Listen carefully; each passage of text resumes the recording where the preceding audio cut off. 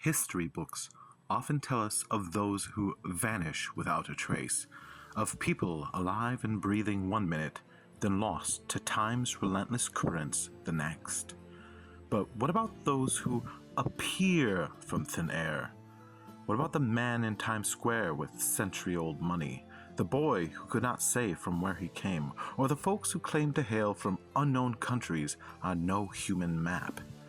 If you came seeking simple tales of what's been lost, you've wandered onto the wrong video. This is the found section, good stranger. I am the professor, and this is my dark academia.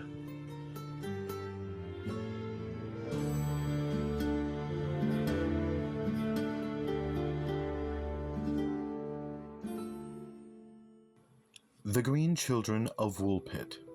In the 12th century, two children appeared in the quiet village of Woolpit, Suffolk, England, where none were expected, in one of the wolf pits that gave the town its name. Their skin was a prominent green complexion, and they spoke a strange language nobody recognized. For a good while, they refused all food offered to them, except for green beans, which certainly made the local townsfolk scratch their heads about these peculiar youngsters. Over time, this unusual green hue on their skin began to fade, and they slowly but surely picked up English. Once they could properly communicate, they recalled a most astonishing origin. They claimed they were from a subterranean place called St. Martin's Land, where the sun never shone and everything was bathed in a sort of perpetual twilight. They'd apparently followed a sound, perhaps bells, through a cave or similar passage, and somehow ended up in Woolpit's wolf pits. This sudden appearance, their unusual skin color, and their truly bizarre story have led to centuries of speculation. Were they extraterrestrials, perhaps, or visitors from some parallel dimension, as some have pondered? Or, and this is where it gets a bit more grounded, were they simply foreign children, perhaps Dutch or Flemish immigrants from a mining community who had become lost and were suffering from a severe dietary deficiency such as chlorosis, which is known to turn skin green? The boy sadly died young, but the girl apparently married and lived a normal life, and her descendants continue to walk the earth to this day. Though well documented in its own time, the legend of the Woolpit children has become one of those legends that has outlived and outlasted any original truths. It remains a historical enigma that leaves one pondering the perplexing nature of existence itself, and what other unexplained beings, children or grown, might yet grace our reality from thin air. The Flying Dutchman. The enduring legend of the Flying Dutchman concerns a phantom ghost ship said to appear suddenly at sea, often in stormy weather, only to vanish again without a trace. Numerous accounts of its spectral appearances have been reported by sailors across centuries, frequently interpreted as an omen of bad luck or impending disaster. The vessel is typically described as sailing full mast, and many accounts recall it glowing eerily. The most prominent version of this tale recounts a cursed captain, often named Van der Decken, sometimes Van Dam, who, when facing a treacherous storm off the Cape of Good Hope, blasphemed the good Lord and was condemned to sail the oceans forever aboard his cursed ship. This captivating legend is thought to have originated in the 17th century, gaining significant prominence among sailors navigating the treacherous waters around the African Cape. Throughout maritime history, credible witnesses have reported sightings of his haunted ship, including a notable encounter by the future King George V in 1881. Modern scientific explanations often attribute these spectral appearances to optical phenomena such as superior mirage or fata morgana, where light rays bend through different temperature layers in the atmosphere, making distant ships appear distorted, closer, and suspended above the horizon, creating the illusion of a ghostly vessel flying above the sea. Whether an act of hubris, desire, blasphemy, or illusion, the Flying Dutchman yet sails the high seas, remaining a spectral testament to the ocean's endless depths and its unknown horizons. The Man in the Iron Mask. From 1669 until his death in 1703, a prisoner was held in various French jails, including the notorious Bastille, perpetually concealed behind an iron and sometimes velvet mask. His true identity remained a meticulously guarded state secret, known only to a very select few, notably King Louis XIV and his most trusted minister. Indeed, his jailers were under strict orders to kill him should he ever attempt to reveal his true identity. His compelling anonymity sparked theories ranging from him being a twin brother of Louis XIV, a son of the monarch, or even a high-ranking political figure whose existence threatened the very stability of the crown. Despite numerous historical investigations and countless fictional accounts, no definitive answer ever emerged. He was buried under the simple name of Marsholi and aged about 45. He came from nowhere, with no history, and remained nobody until his death. This silent sentinel leaves one to ponder what nameless forgotten persons might emerge from the dark corners of forgotten rooms, or from behind faceless masks. The Count of Saint-Germain.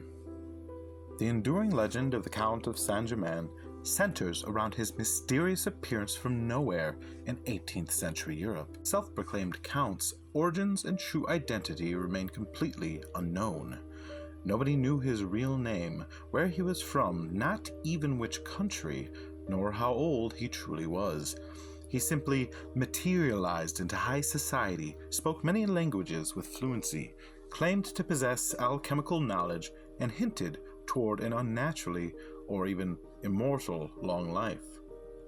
He cultivated an unparalleled aura of mystique that captivated all who met him, meticulously maintaining this persona and expertly manipulating the elite.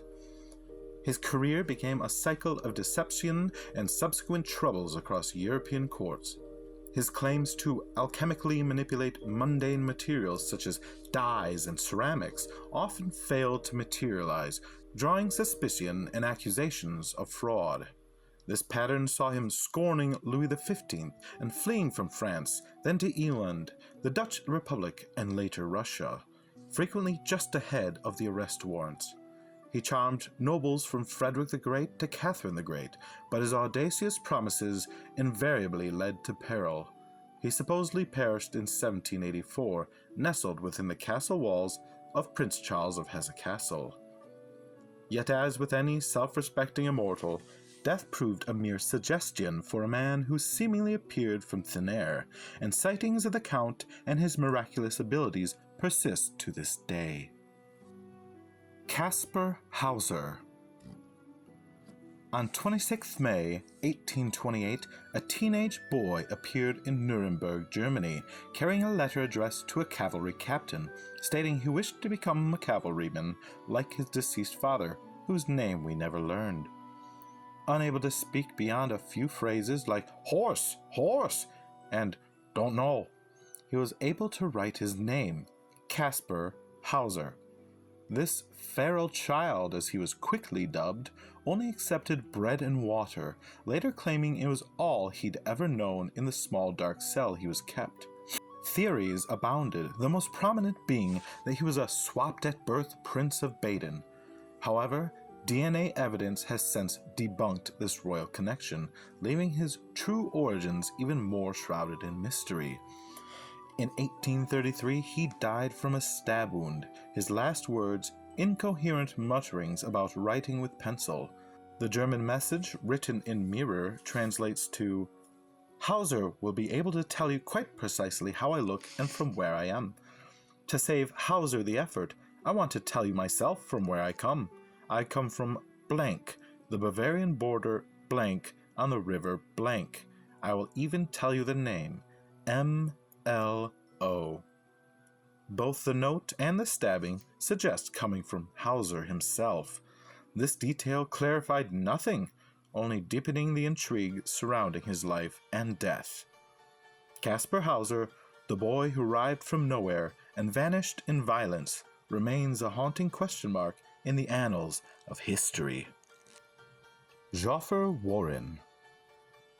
A man identifying himself as Jophar Vorin mysteriously appeared in Frankfurt an der Oder, Germany around 1851, claiming origins from the unknown country of Laxaria on the equally unmapped continent of Sacria. He communicated through an entirely unfamiliar language, reportedly distinct from any known European or Asian tongues, and possessed peculiar documents bearing an undecipherable script. Despite interrogation by local authorities and scholars, his geographical claims could not be verified on any existing world maps, deepening the mystery of his inexplicable arrival. Warren's narrative remained notably consistent throughout his questioning, steadfastly asserting his homeland and its distinct political and linguistic traditions, which he described in considerable detail. Observers found no discernible evidence of deception in his demeanor, despite the absolute impossibility of his geographical claims, according to the knowledge of the time. His baffling case bears striking similarities to later accounts, such as the Man from Taured, where an individual appears with seemingly legitimate documentation from a non-existent place. Was he a fraud citing fantastic claims of his own device? Or did he inexplicably shift from one reality to our own? You be the judge. Warren is said to have mysteriously vanished from his place of confinement, leaving absolutely no trace of his departure, solidifying the extraordinary nature of his appearance and preventing any further investigation. His abrupt arrival and unexplained departure compel us to consider what other undiscovered realms or alternate realities might quietly brush against our own. Zana, the Wild Woman. Reportedly captured in the Abkhazia region of the Caucasus in the mid-19th century, Zana was described as an extraordinarily powerful, hair-covered woman with distinctly primitive features. She never learned to speak, communicating solely through grunts and cries, and displayed markedly animal-like behaviors, which led many for decades to speculate she was an archaic hominid or even cryptid such as Bigfoot or the Caucasus Mountains Almasty. Zana was eventually kept in the Georgian village of Tikhina, where her immense strength allowed her to perform strenuous chores. She disturbingly bore several children fathered by local villagers. Tragically, her profound lack of human maternal instincts led to the accidental drowning of at least one infant in a river, as she was not accustomed to proper human care for newborns. She reportedly died in the 1880s on the Ganaba estate in Tikhina. Later DNA analysis of her presumed descendants indicated she was of full sub-Saharan African descent, thereby debunking cryptid theories, by adding mystery to how she wound up in a rural village thousands of miles from Africa deep in the Georgia mainland. One might posit her true origin was likely as an escaped or abandoned slave brought to the region from the Ottoman Empire. This heartbreaking truth reveals Zana's wildness was not due to being a non-human species, but rather the result of being treated as animal, creating immense trauma and isolation from human society. Zana's tragic tale, a woman robbed of her humanity, leaves a chilling question. What other voices, silenced by profound isolation and inhuman treatment, might yet cry out from history's deepest shadows? Tamam Shud, the Somerton Man. On 1st December 1948, an unidentified man was discovered deceased on Somerton Beach, Adelaide, Australia, near a home for disabled children.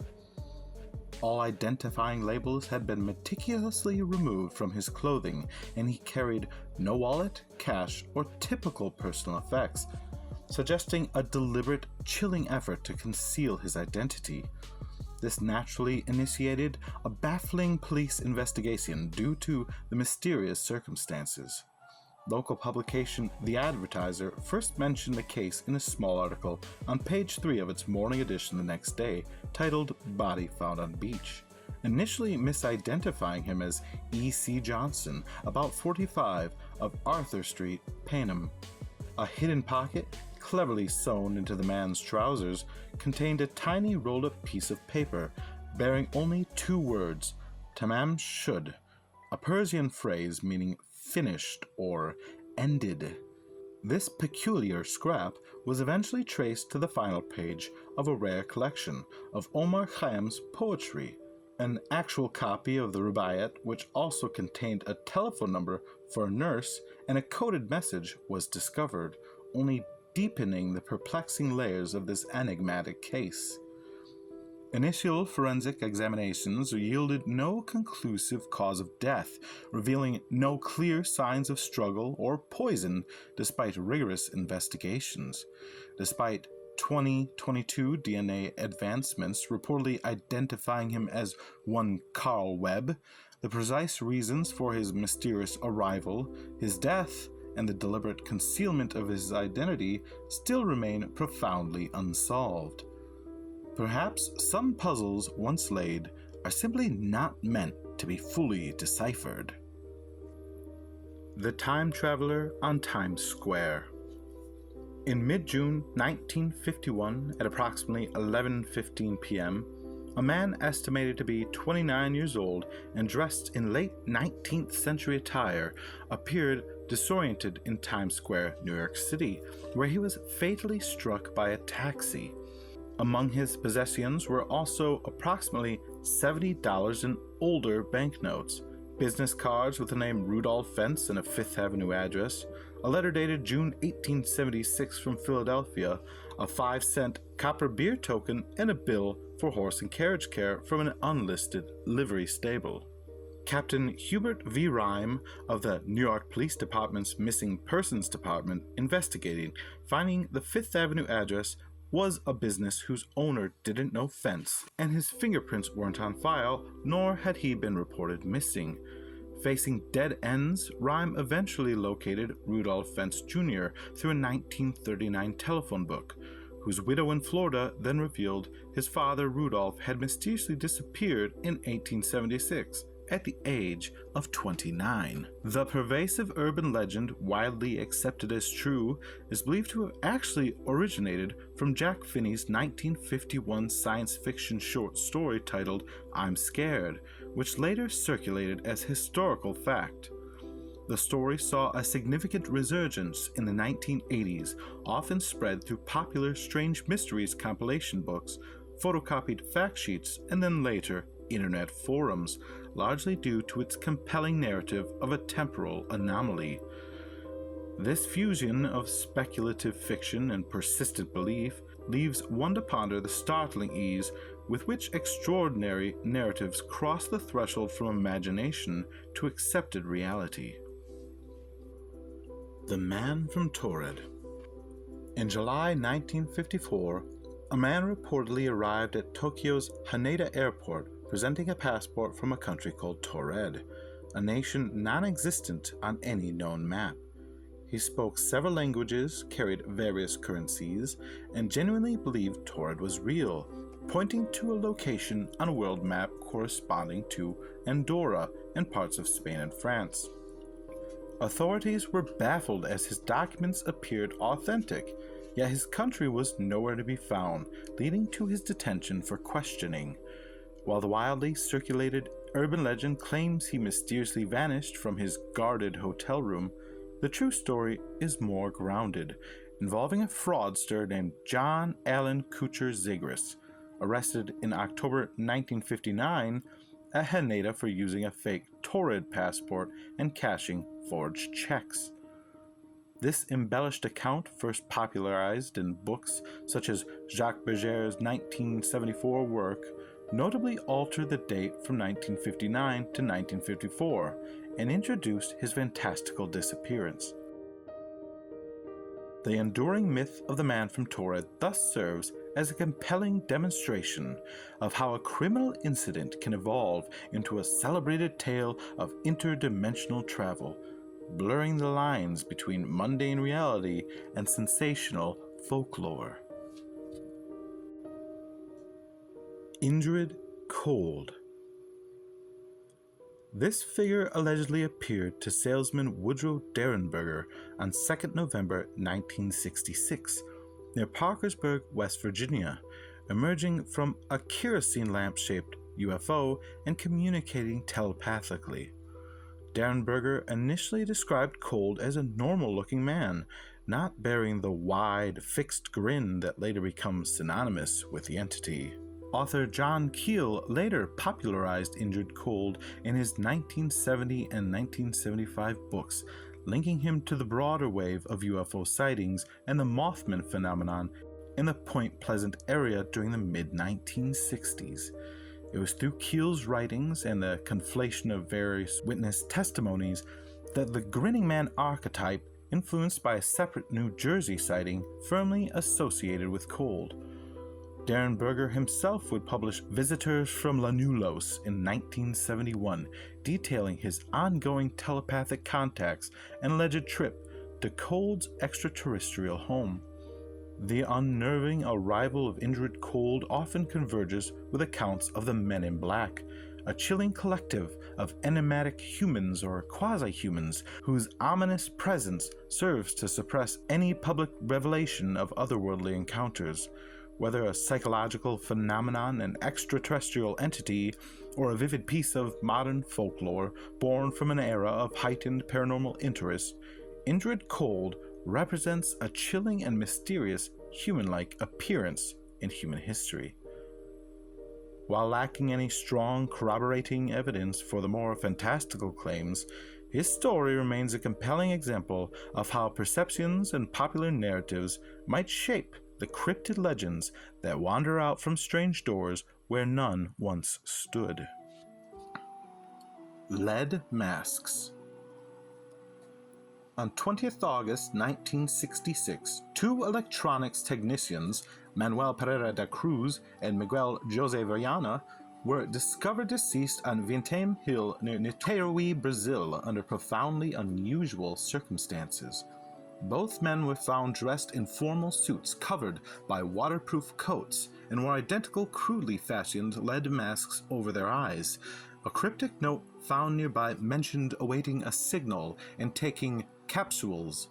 The ensuing investigation was hampered by a delayed autopsy, which rendered toxicology reports inconclusive due to severe decomposition, leaving no definitive cause of death. Theories quickly emerged, primarily revolving around the men's known involvement in scientific spiritualism and an alleged attempt to contact extraterrestrials or spirits, with the masks intended to shield their eyes from an anticipated intense light or radiation. Despite extensive speculation, including possibilities of drug overdose or foul play, the absence of conclusive evidence means the case officially remains unsolved, defying any simple explanation. The bizarre details of the lead masks, the enigmatic note, and the men's obscure motivations continue to fuel intrigue, cementing this as one of Brazil's most perplexing mysteries. What were the unknown signals they awaited, and should we be looking or listening for them? John Titor. From November 2000 to March 2001, an anonymous user named John Titor began posting extensively on various online forums, claiming to be a time traveler from the year 2036.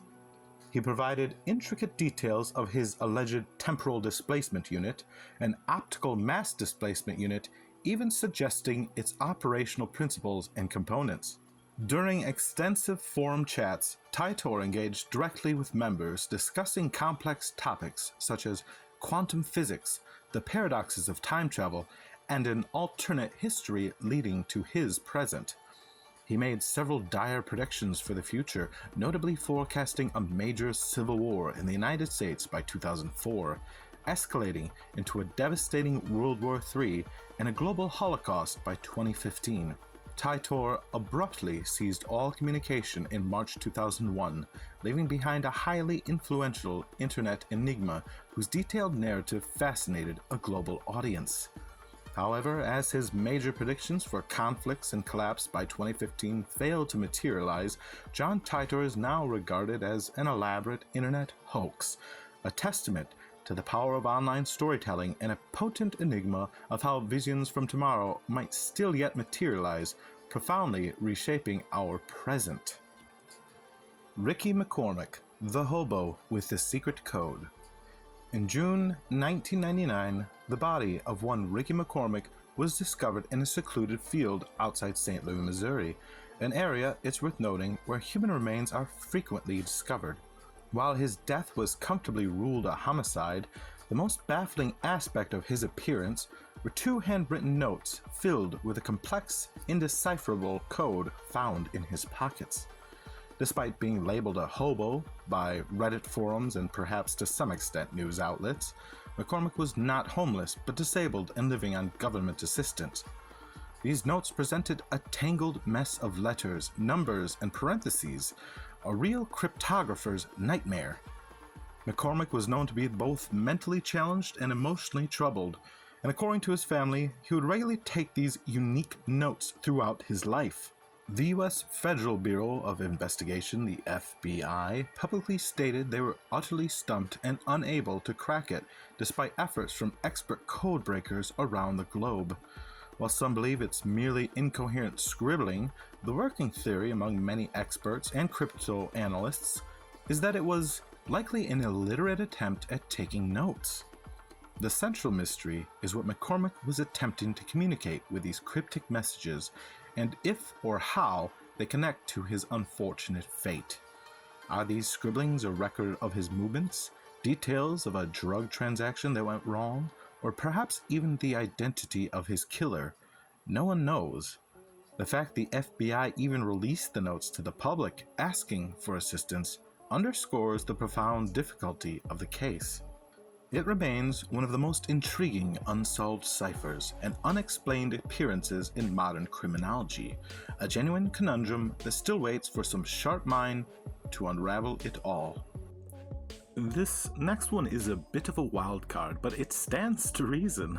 Tommy Wiseau, the enigmatic auteur behind The Room film, remains a profound mystery concerning his origins. He famously claims to hail from New Orleans, yet his thick, unidentifiable accent tells a different story. His true age, birth year, and birth country are unconfirmed, shrouded in a deliberate ambiguity. While he hints at an upbringing in communist Eastern Europe, no definitive records exist to verify his past. He simply materialized into Hollywood, seemingly out of thin air, financing his self-produced films with unknown means. His bizarre appearance, singular speech, and a lack of discernible history have made his very existence as perplexing as his cinematic masterpiece. Unlike Jophar Vorin, we know he existed, and unlike the man from Taured, he wasn't simply some act of fraudulent forgery turned into a urban legend. Tommy Wiseau, an enigma forged in the absence of a discernible past, compels us to question whether some individuals simply emerge from the void, a testament to reality's most unscripted narratives. From iron masks to lead masks, wolf pits to phantom ships, cryptic last messages to secret codes, we've explored only some of the most interesting and enduring historical tales of mysterious appearances from out of thin air. Each story, a fragment of the unknown, challenges our understanding of reality, identity, and the very fabric of existence itself. Whether a trick of light, a twist of fate, an audacious hoax, or a genuine glimpse beyond the veil, these perplexing appearances continue to haunt the periphery of our understanding. If you enjoyed this video, you might enjoy this video about the royal ghosts of haunted Britain, wayward kings and queens of time immemorial, long lost, or are they? And do feel free to like the video and subscribe, as we'll be rolling out very similar content to this on a relatively regular schedule. I've been the Professor. You're always welcome to appear in my neck of the woods.